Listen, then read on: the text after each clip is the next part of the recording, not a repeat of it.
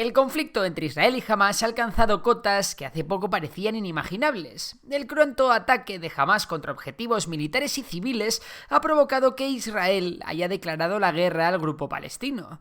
Por ello, todo el mundo mira hacia esa zona con estupefacción después de que la Franja de Gaza y sus alrededores se hayan convertido en un auténtico infierno en la tierra. Sin embargo, creo que es útil mirar más allá de los horribles hechos que están ocurriendo y analizar cuáles son las verdaderas claves del conflicto que dictaminarán el futuro de Israel, de Palestina, de Oriente Medio e incluso puede que del mundo en general.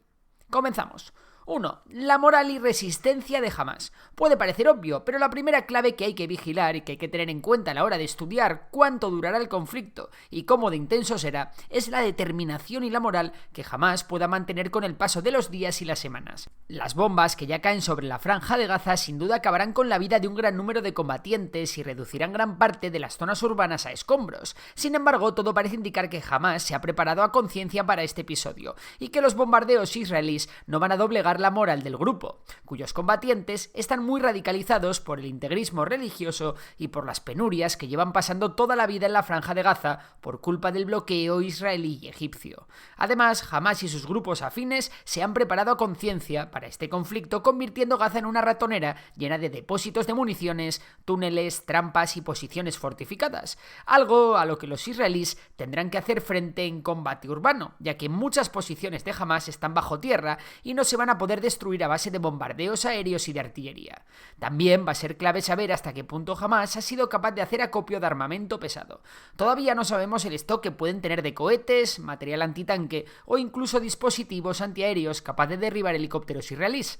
Tampoco sabemos hasta qué punto han mejorado sus capacidades a la hora de, por ejemplo, coordinar el uso de drones con las acciones de la infantería. En cualquier caso, Hamás va a estar defendiendo un terreno urbano, algo que iguala mucho las fuerzas cuando un bando tiene mucho más poder que el otro. De igual manera, también va a ser clave la actitud que tomen los civiles de Gaza respecto a Hamás a la hora de apoyar a la organización en su particular cruzada contra Israel, especialmente a medida que las condiciones de vida de estos vayan empeorando. No obstante, una vez más, todo parece indicar que Hamás cuenta con un gran apoyo civil en Gaza y que cualquier anciano, mujer o niño puede colaborar con Hamás en tareas de vigilancia, transporte, llevar comunicaciones desde los puestos de mando o incluso para llevar a cabo atentados contra las fuerzas israelíes. 2. La segunda clave de la que vamos a hablar es la violencia de la respuesta israelí.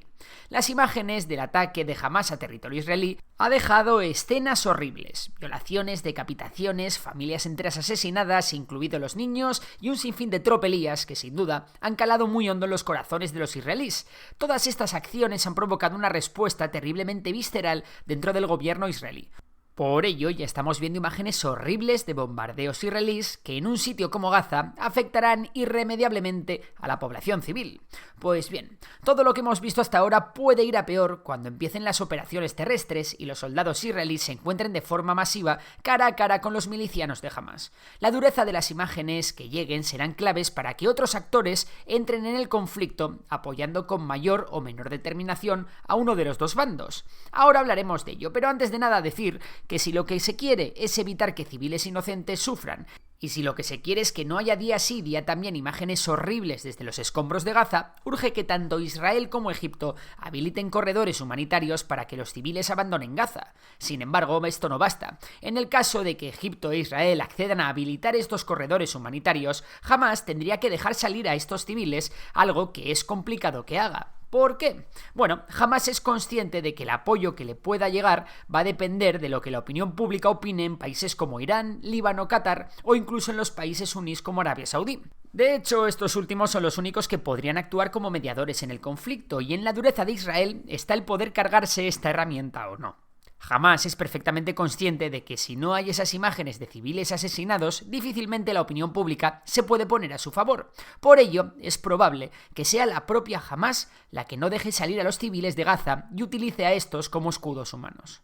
La tercera clave de la que vamos a hablar es de la entrada en la guerra de Hezbollah, los grupos armados de Cisjordania e Irán.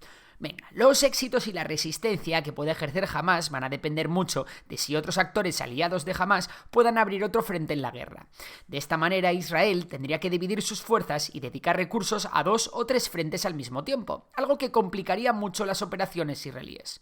Un ejemplo de ello puede ser la entrada en el conflicto de Fatah y los grupos armados de Cisjordania, o incluso un levantamiento de civiles en la región. Motivos no les faltan, sin embargo es cierto que los grupos palestinos de Cisjordania son mucho menos beligerantes y fanáticos que los de la Franja de Gaza. No obstante, en Cisjordania también hay mucha tensión, y en los últimos meses se han producido muchos enfrentamientos entre policía y manifestantes y entre colonos judíos y civiles palestinos. La entrada en la guerra de los palestinos de Cisjordania no supondría una gran complicación para Israel, pero la entrada de Hezbollah sí. Hezbollah, con sede en Líbano, es un grupo mucho mejor preparado y armado que Hamás, que además puede recibir por tierra recursos desde Irán, quien es su principal patrocinador. La entrada de Hezbollah en la guerra sí que sería un game changer en el conflicto y obligaría a Israel a tener que emplearse a fondo e incluso a buscar ayuda en Occidente. Sin embargo, el premio gordo para Hamás sería la entrada de Siria e Irán en el conflicto. Aquí ya estamos hablando de algo mucho más serio, ya que cuando hablamos de Irán estamos hablando de la principal potencia chiita. Un estado grande, fuerte, con unas fuerzas armadas excelentes y curtidas en combate y con capacidades militares propias de una gran potencia militar. Además, Irán es un país con un programa nuclear en ciernes, aunque realmente nadie sabe cómo está de avanzado. No obstante, aunque Irán pueda colaborar directamente con distintos grupos anti-Israel, es muy poco probable que se atrevan a meterse directamente en una guerra. La cuarta clave es la entrada de Estados Unidos en el conflicto. Desde el ataque de Hamás, Estados Unidos se ha mostrado muy firme en su apoyo a Israel.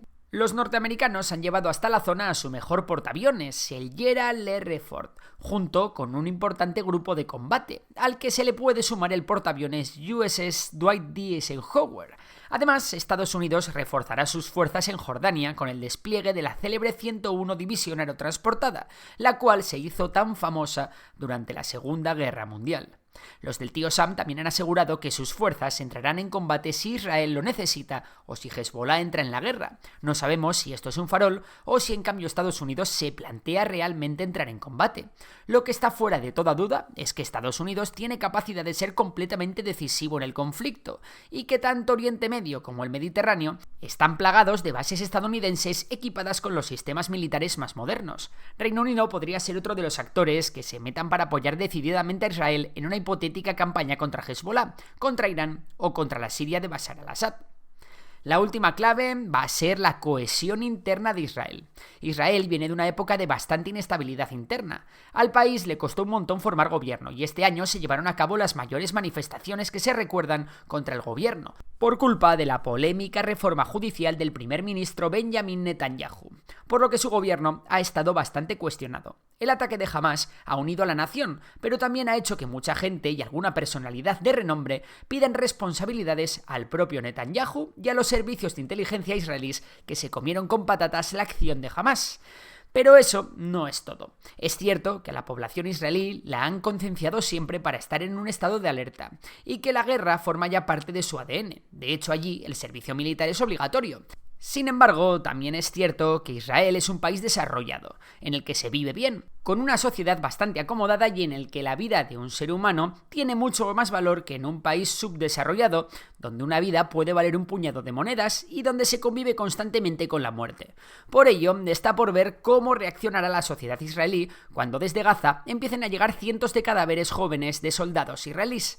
¿Estará dispuesta la sociedad israelí a pagar el coste de tomar la ratonera de Gaza?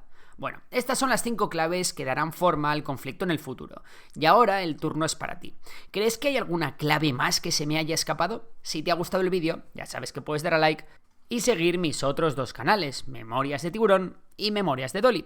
Por lo demás, un saludo y hasta la próxima.